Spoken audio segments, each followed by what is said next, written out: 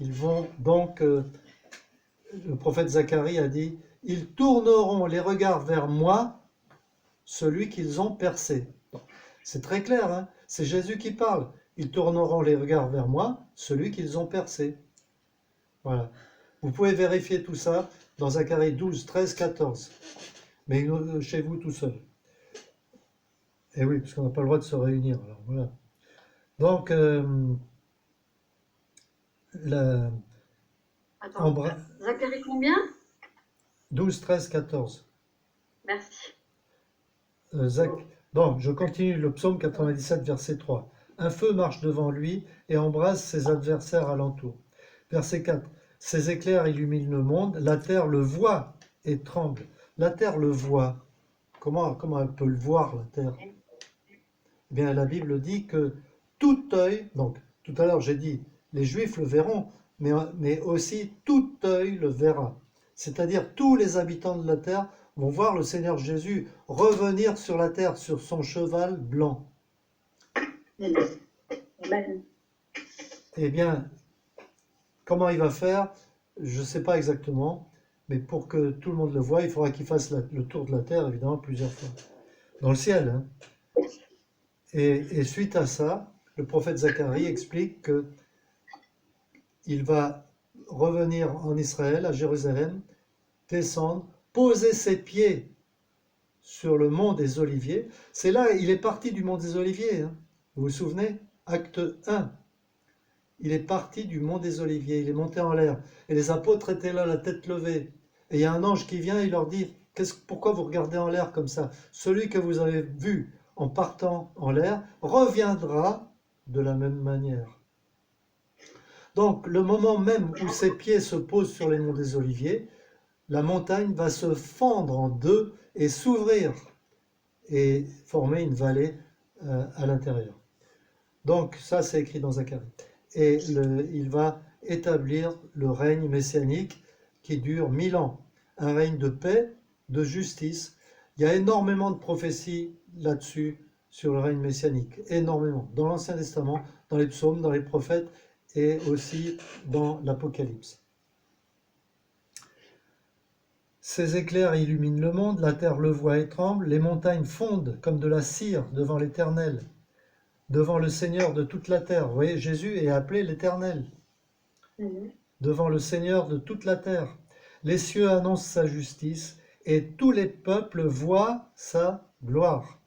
Tous les peuples voient sa gloire. Ça ne veut pas dire qu'ils se convertissent, hein, mais ils voient sa gloire. Ils seront dans la honte.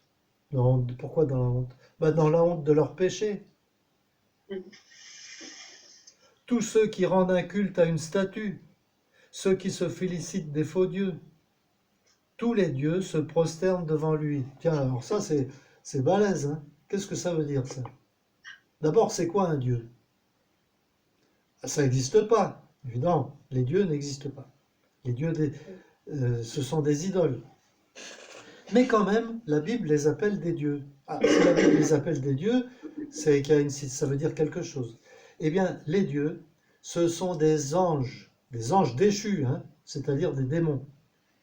Et les démons, pour se faire adorer par les hommes, eh bien, ils se font représenter par des statues, des images, des icônes, des peintures, des symboles, des trucs comme ça, et qui sont dans des temples, dans des cathédrales, dans des, je sais pas moi, des bâtiments spéciaux pour ça, des lieux de cérémonie, etc.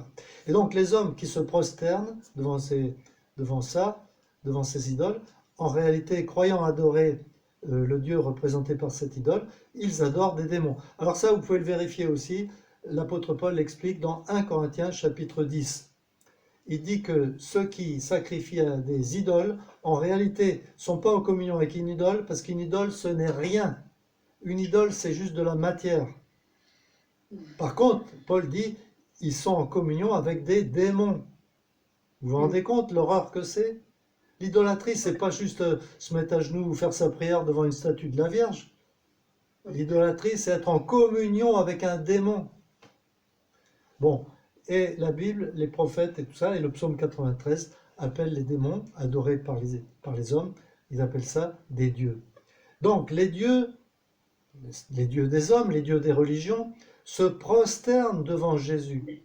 Et c'est exactement ce que dit le Nouveau Testament. Le Nouveau Testament dit au retour de Christ, tout genou fléchira, se fléchira devant l'Éternel. Tout genou fléchira devant lui. Tout genou, c'est pas seulement les hommes, c'est les anges aussi, le diable, tout le monde vont être obligés, de gré ou de force, de fléchir le genou devant le Seigneur Jésus et de déclarer de leur bouche que c'est lui le Seigneur. Ils ne le font pas de tout leur cœur, bien entendu, parce qu'ils sont vaincus par lui, mais ils vont déclarer qu'il est le Seigneur.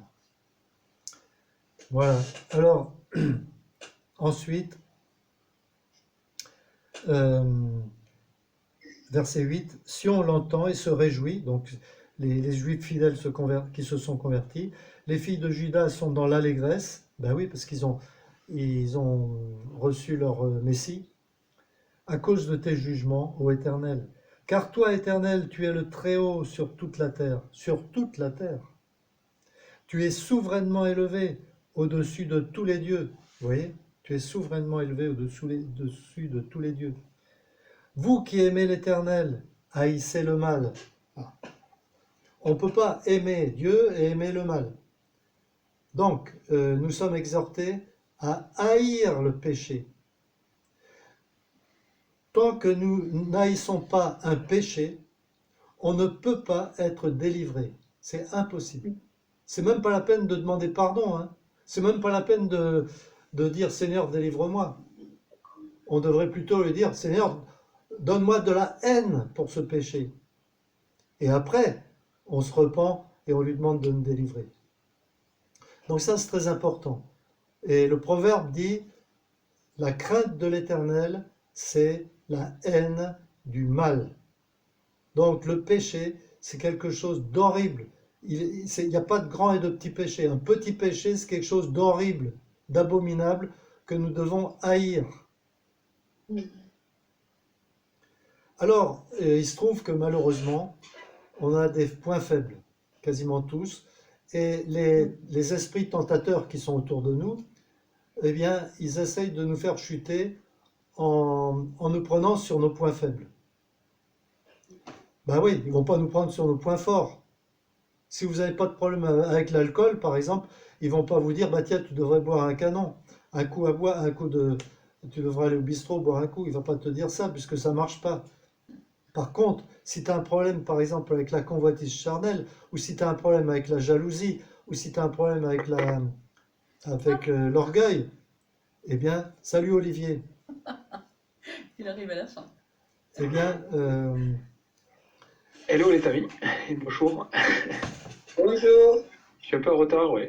Une heure en retard, c'est. T'arrives à la fin. Bonjour Carmela, je vois, il y a Le René, retard, c'est Marie. l'année.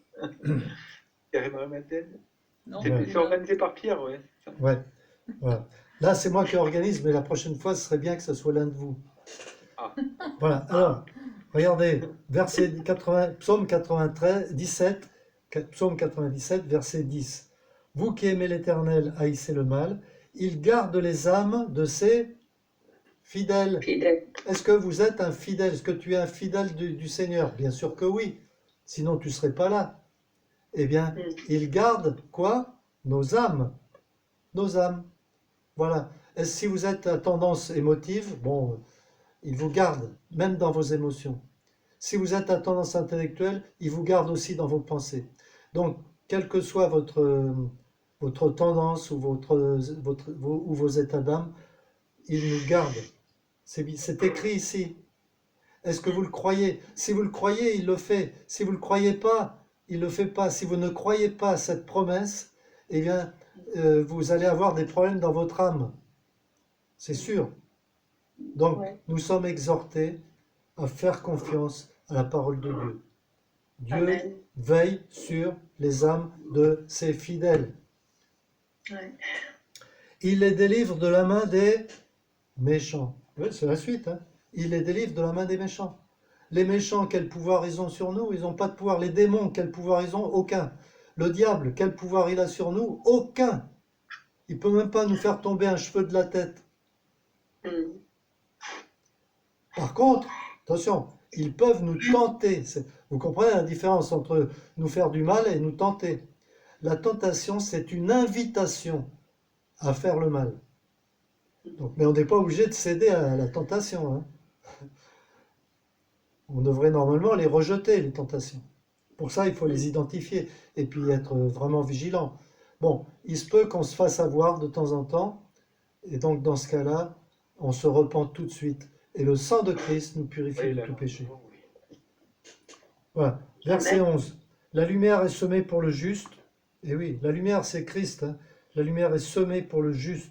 Le juste, c'est celui qui est justifié. C'est pas celui qui est justifié par ses propres œuvres. C'est celui qui est justifié par Christ. La joie, pour qui? C'est écrit, hein? Pour ceux dont le cœur est droit. Voilà. Oui. Est-ce que mon cœur est droit ou est-ce qu'il est tordu? S'il est tordu, la joie, elle n'est pas pour toi. Bon, c'est bien ce qui est écrit, non? Oui. Voilà. Donc, si mon cœur est tordu, il faut que je m'en repente et que j'ai un cœur droit. Que je sois fiable, que je sois fidèle, que je sois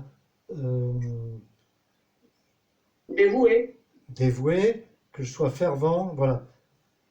La joie est semée pour ceux dont le cœur est droit. Juste. C'est Christ ma justice. Juste, réjouissez-vous en l'Éternel et célébrez son saint nom. Célébrez son saint nom. Alors là,